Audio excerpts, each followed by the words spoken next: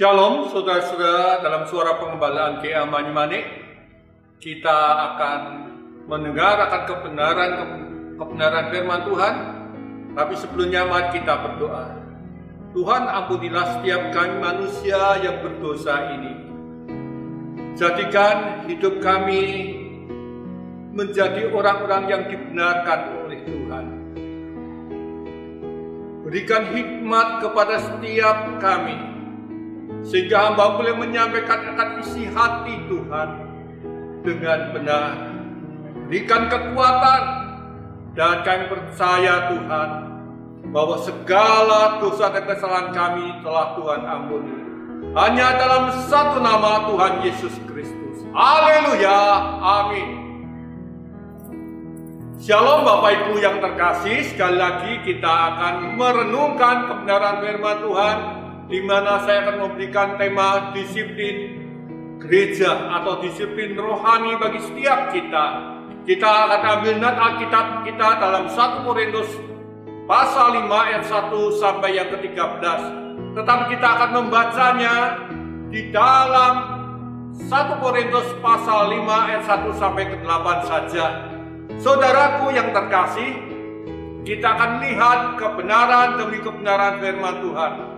Dikatakan di dalam kebenaran firman Tuhan 1 Korintus 5 ayat 1, memang orang mendengar bahwa ada percabulan di antara kamu, dan percabulan yang begitu rupa seperti tidak terdapat sekalipun di antara bangsa-bangsa yang tidak mengenal Allah, yaitu bahwa ada orang yang hidup dengan istri ayahnya.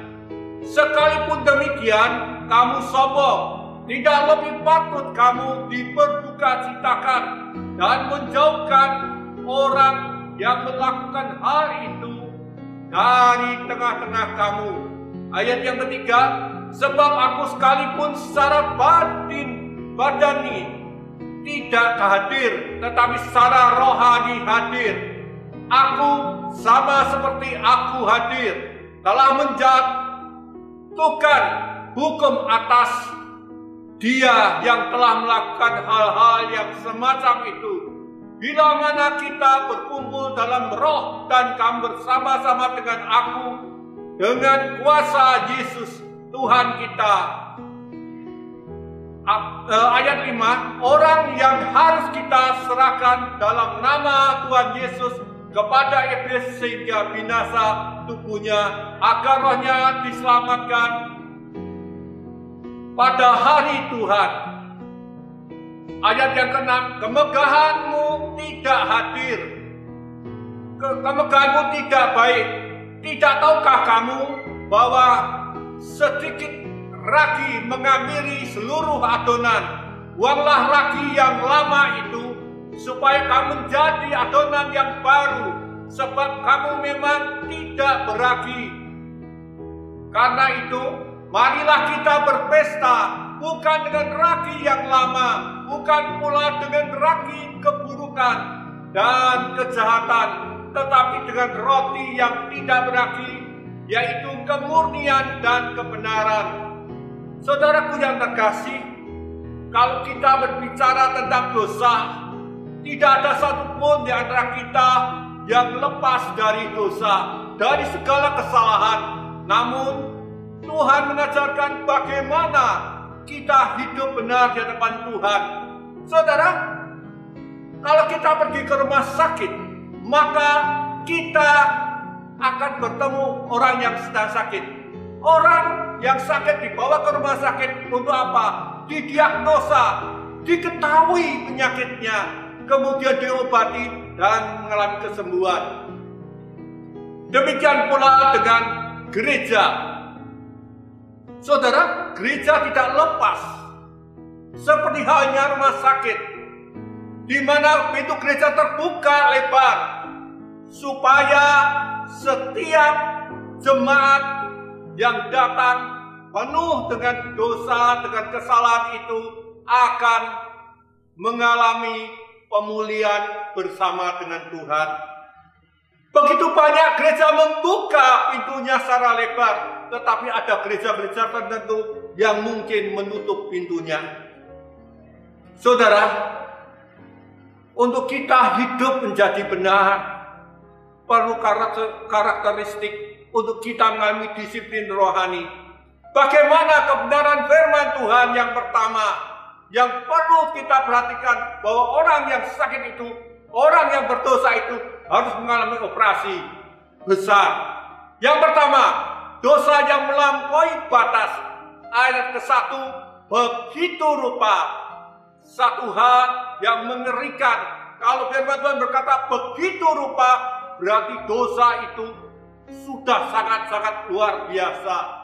Bahkan di dalam ayat ke-1 itu dijelaskan, istri ayahmu, terjadi percabulan anak dengan ibunya. Apakah ini ibu kandungnya? Kalau ibu kandungnya, Rasul Paulus tidak mungkin menulis istri ayahnya. Berarti ini ibu tiri. Entah ibu tiri yang tidak diperhatikan atau ibu tiri yang ditinggal oleh suaminya. Memang orang mendengar, kata memang orang mendengar yaitu mengalami pengalaman yang secara luas beredar kabar bahwa terjadi percabulan. Saudara, berapa banyak diri kita sebagai jemaat, sebagai pendeta, sebagai gembala, sebagai majelis, dosa seringkali melampaui batas. Sadar atau tidak sadar, kita hari ini mengalami operasi besar, dikatakan dalam kebenaran firman Tuhan di dalam 1 Korintus 5 ayat ke-1 ini. Karena itu seringkali kita datang ke gereja, datang ke rumah Tuhan, saudara tertampar plak akan kebenaran firman Tuhan. Bagi orang yang tidak peka, mereka berkata, wah Pak Pendeta, firman-Nya nyindir saya. Tetapi berita yang sudah meluas itu, peristiwa yang mengerikan terjadi percabulan, istri ayahnya sendiri diambil. Apa yang harus diambil? Langkah gereja, pemimpin gereja adalah mendisiplin orang tersebut karena dosanya sudah melampaui batas. Yang kedua, dosa yang dilakukan terus-menerus. Ayat 1a, memang kamu mendengar. Perhatikan, mendengar di sini artinya kita bukan hanya sekali mendengar, 2 kali, tetapi rutinitas kita dengar terjadi percabulan di jemaat Korintus. Kalimat ini justru mendengar. Ini present tense.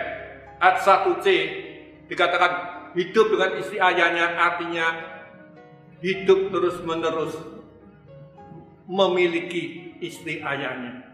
Alangkah sedihnya kalau dosa yang terjadi diulang-ulang terus-menerus dan tiada henti, berkesinambungan terus-menerus. Maka gereja harus berani bertindak, memberi disiplin kepada orang-orang tersebut. Mungkin orang berkata, ini kan persoalan pribadi Pak. Tetapi saya mau jelaskan, kalau berita itu terus-menerus berdampak bukan hanya ke atas pribadi, tetapi ke banyak hal, ke banyak lingkungan. Yang ketiga, bagaimana karakteristik kita harus dioperasi? Operasi besar itu. Yang ketiga, dosa membawa pengaruh ke jemaat. Dalam ayat ke-6 dijelaskan tentang ragi. Pada saat saya belajar melayani firman Tuhan, berada di desa Kedung Kuda, di mana saya harus hidup dengan sederhana, membuat tempe, dikasih ragi, kemudian menjadi tempe. Ternyata pengaruh ragi itu sangatlah luas. Bagaimana kalau dosa dilakukan? Bagaimana kalau kesalahan dilakukan berdampak bagi jemaat? Maka sebagai pimpinan gereja harus berani mendisiplin itu. Di tata gereja Ishak Masih dijelaskan bahwa setiap mereka yang melakukan dosa melampaui batas, dosa yang dilakukan terus-menerus, dosa yang berpengaruh bagi jemaat, tentu pengaruh yang sangat negatif, perlu diberikan sanksi dan pasti mendapatkan sanksi. Kita bersyukur kalau di dalam suara pengembalaan kami, Gereja Ishak Masih Banyumanik, kita diingatkan betapa pentingnya disiplin rohani. Karena dengan disiplin rohani bukan berarti kita menjauhkan. Dengan disiplin rohani, gereja tidak perlu takut. Wah, nanti jemaatnya hilang, padahal dia sekian lama yang mencukupi kebutuhan gereja. Oh, dia banyak karunia, dan lain sebagainya. Dosa yang dilakukan terus-menerus memang berdampak luar biasa karena terjadi perbuatan yang berkesinambungan. Dosa itu bisa berpengaruh hal yang sangat negatif dan sangat luas bagi jemaat. Biarlah renungan suara pengembalaan pada saat ini boleh menjadi berkat bagi kita semua. Mari.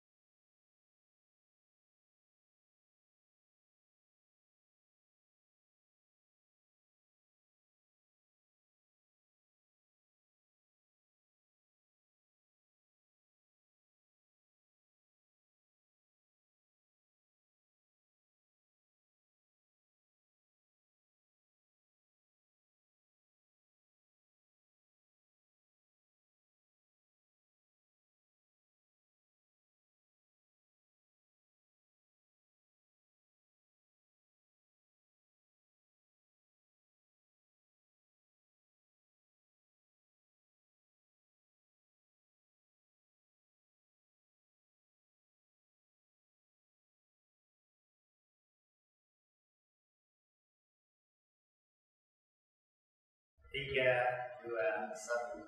Shalom saudara-saudara, dalam suara pengembalaan GA Banyumanik kita akan mendengar akan kebenaran firman Tuhan. Tapi sebelumnya mari kita berdoa. Tuhan, ampunilah setiap kami manusia yang berdosa ini. Jadikan hidup kami menjadi orang-orang yang dibenarkan oleh Tuhan. Berikan hikmat kepada setiap kami, sehingga hamba boleh menyampaikan akan isi hati Tuhan dengan benar. Berikan kekuatan, dan kami percaya Tuhan, bahwa segala dosa dan kesalahan kami telah Tuhan ampuni. Hanya dalam satu nama Tuhan Yesus Kristus. Haleluya, amin. Shalom Bapak Ibu yang terkasih, sekali lagi kita akan merenungkan kebenaran firman Tuhan, di mana saya akan memberikan tema disiplin gereja atau disiplin rohani bagi setiap kita. Kita akan ambil nat Alkitab kita dalam 1 Korintus pasal 5 ayat 1 sampai yang ke-13. Tetapi kita akan membacanya di dalam 1 Korintus pasal 5 ayat 1 sampai ke-8 saja. Saudaraku yang terkasih, kita akan lihat kebenaran demi kebenaran firman Tuhan. Dikatakan di dalam kebenaran firman Tuhan, 1 Korintus 5 ayat 1, memang orang mendengar bahwa ada percabulan di antara kamu, dan percabulan yang begitu rupa seperti tidak terdapat sekalipun di antara bangsa-bangsa yang tidak mengenal Allah, yaitu bahwa ada orang yang hidup dengan istri ayahnya. Sekalipun demikian, kamu sombong.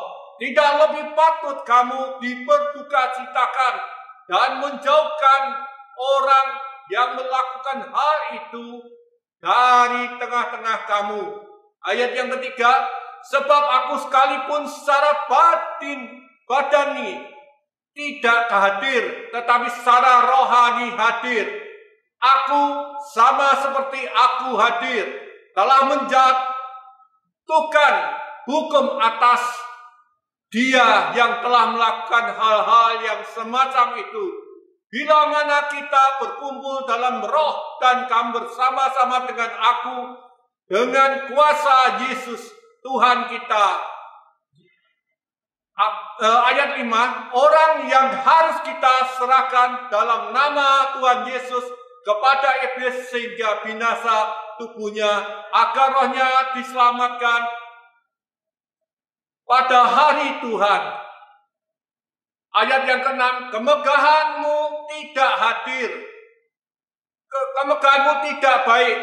Tidak tahukah kamu bahwa sedikit ragi menghampiri seluruh adonan?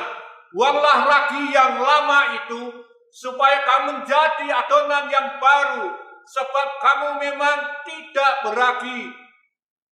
Karena itu, marilah kita berpesta, bukan dengan ragi yang lama, bukan pula dengan ragi keburukan dan kejahatan, tetapi dengan roti yang tidak beragi, yaitu kemurnian dan kebenaran. Saudaraku yang terkasih, kalau kita berbicara tentang dosa, tidak ada satupun di antara kita yang lepas dari dosa, dari segala kesalahan. Namun, Tuhan mengajarkan bagaimana kita hidup benar di hadapan Tuhan. Saudara, kalau kita pergi ke rumah sakit, maka kita akan bertemu orang yang sedang sakit. Orang yang sakit dibawa ke rumah sakit untuk apa? Didiagnosa, diketahui penyakitnya, kemudian diobati dan mengalami kesembuhan. Demikian pula dengan gereja. Saudara, gereja tidak lepas seperti halnya rumah sakit, di mana pintu gereja terbuka lebar supaya setiap jemaat yang datang penuh dengan dosa, dengan kesalahan itu akan mengalami pemulihan bersama dengan Tuhan.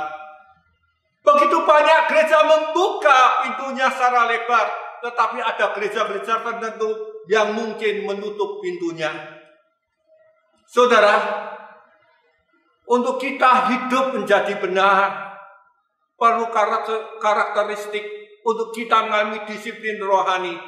Bagaimana kebenaran firman Tuhan yang pertama, yang perlu kita perhatikan bahwa orang yang sakit itu, orang yang berdosa itu harus mengalami operasi besar. Yang pertama, dosa yang melampaui batas. Ayat ke-1, begitu rupa. Satu hal yang mengerikan. Kalau firman Tuhan berkata begitu rupa, berarti dosa itu sudah sangat-sangat luar biasa.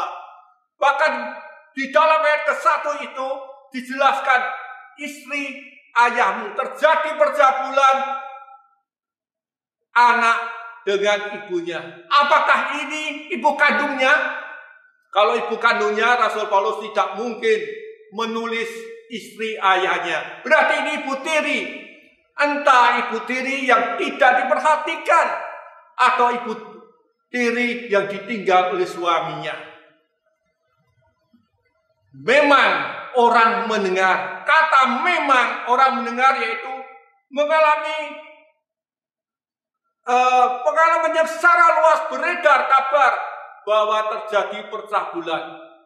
Saudara, berapa banyak diri kita sebagai jemaat, sebagai pendeta, sebagai gembala, sebagai majelis, dosa seringkali melampaui batas. Sadar atau tidak sadar, kita hari ini mengalami operasi besar. Dikatakan dalam kebenaran firman Tuhan di dalam 1 Korintus 5 ayat ke-1 ini. Karena itu seringkali kita datang ke gereja, datang ke rumah Tuhan, saudara tertampar, plak akan kebenaran firman Tuhan. Bagi orang yang tidak peka, mereka berkata, wah Pak Pendeta, firman-Nya nyindir saya. Tetapi berita yang sudah meluas itu, peristiwa yang mengerikan terjadi percabulan, istri ayahnya sendiri diambil. Apa yang harus diambil? Langkah gereja, pemimpin gereja adalah mendisiplin orang tersebut karena dosanya sudah melampaui batas. Yang kedua, dosa yang dilakukan terus-menerus. Ayat 1a, memang kamu mendengar. Perhatikan, mendengar di sini artinya kita bukan hanya sekali mendengar, 2 kali, tetapi rutinitas kita dengar terjadi percabulan di jemaat Korintus. Kalimat ini justru mendengar. Ini present tense. Ayat 1c dikatakan hidup dengan istri ayahnya, artinya hidup terus-menerus memiliki istri ayahnya. Alangkah sedihnya kalau dosa yang terjadi diulang-ulang terus-menerus dan tiada henti, berkesinambungan terus-menerus. Maka gereja harus berani bertindak, memberi disiplin kepada orang-orang tersebut. Mungkin orang berkata, ini kan persoalan pribadi Pak. Tetapi saya mau jelaskan, kalau berita itu terus-menerus berdampak bukan hanya ke atas pribadi, tetapi ke banyak hal, ke banyak lingkungan. Yang ketiga, bagaimana karakteristik kita harus dioperasi? Operasi besar itu. Yang ketiga, dosa membawa pengaruh ke jemaat. Dalam ayat ke-6 dijelaskan tentang ragi. Pada saat saya belajar melayani firman Tuhan, berada di desa Kedung Muda, di mana saya harus hidup dengan sederhana, membuat tempe, dikasih ragi, kemudian menjadi tempe. Ternyata pengaruh ragi itu sangatlah luas. Bagaimana kalau dosa dilakukan? Bagaimana kalau kesalahan dilakukan berdampak bagi jemaat? Maka sebagai pimpinan gereja harus berani mendisiplin itu. Di tata gereja Ishak Masih dijelaskan bahwa setiap mereka yang melakukan dosa melampaui batas, dosa yang dilakukan terus-menerus, dosa yang berpengaruh bagi jemaat, tentu pengaruh yang sangat negatif, perlu diberikan sanksi dan pasti mendapatkan sanksi. Kita bersyukur kalau di dalam suara pengembalaan kami, gereja Ishak Masih Banyumanik, kita diingatkan betapa pentingnya disiplin rohani. Karena dengan disiplin rohani bukan berarti kita menjauhkan. Dengan disiplin rohani, gereja tidak perlu takut.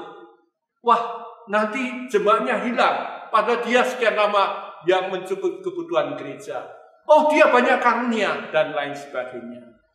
Dosa yang dilakukan terus-menerus memang berdampak luar biasa. Karena terjadi perbuatan yang berkesinambungan. Dosa itu bisa berpengaruh hal yang sangat negatif dan sangat luas bagi jemaat. Ialah renungan suara pengembalaan pada saat ini boleh menjadi berkat bagi kita semua. Mari kita berdoa. Kami bersyukur Tuhan kalau Tuhan ingatkan setiap kami tentang disiplin gereja. Yang pertama kami menyadari Tuhan dengan dosa yang melampaui batas, sehingga seringkali kita abaikan karena kita punya pengaruh, karena kita punya karunia. Dan ampuni kami kalau kami melakukan dosa yang terus-menerus. Memang kami menyadari itu hal yang salah. Mungkin kami rikuh, mungkin kami sungkan, dan dosa yang berpengaruh sangat luas ke atas jemaat. Karena itu Tuhan, ajar didik kami dengan firman yang setiap kali kami dengar, kami ditegur, kami menjadi sadar. Disiplin rohani bukan berarti gereja tidak mencintai jemaat, tetapi disiplin rohani karena pemimpin mencintai jemaatnya. Terima kasih Bapa, kami naikkan doa ini dengan penuh ucapan syukur. Haleluya, amin. Berapa menit? Kok ketok lama?